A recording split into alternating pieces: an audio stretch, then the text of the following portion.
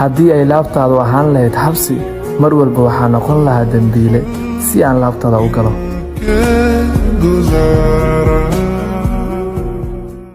jacaylku waa xanuun qofka aad jeclatid ayaa ku daaweyn karo qofkaasoo keliya noloshaada kuu qurxinaayo agtiisa ay noloshaada micno ku yeelanaysaa laakiin hadduu maqan yahay qofkaas dunida dhan haddii aad haysato ahmiyad kuuma lahan. jacaylka haddiiba uu yahay waxyaalo noocaasa muxuu dadku u xanuujiyaa?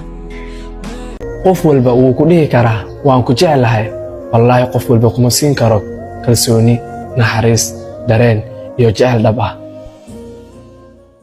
iga raali noqo haddii aan ku dareensiiyo mararka qaar inaan ku jecleen iyo aamin qofna uma jeclaan sidaan adiga ku jeclaaday. waan ku jeclahay in ka badan intaad og tahay keliya kuma fiicni muujinta dareenkayga.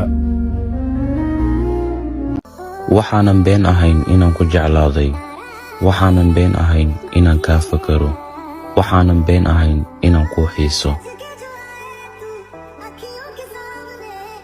naftaan jeclaayay kalgacaylkaagu waa ii darajo jacaylkaagu waa ii dan ereyadaadu waa ii daawo araggaagu waa ii dabiib egmadaaduna waa ii awood.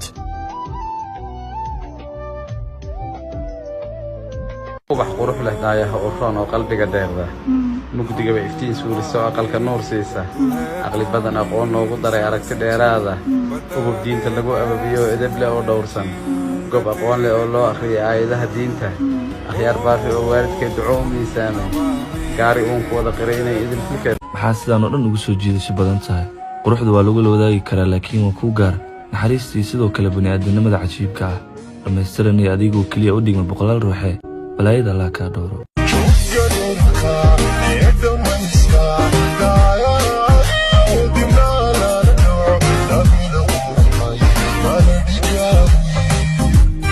macaan badanay naxariistii ifqaay daawadii naftaay nuurkii indhahay farxaddaydiiye idhegayso xariibtii haddii noloshayda miya jir la soo celcelin lahaa adigu unbaa ku dooran lahaa sababtoo ah codkaagu waa daawadayda hadalkaagu waa naxariistayda dhoola caddayntaadu waa farxaddayda.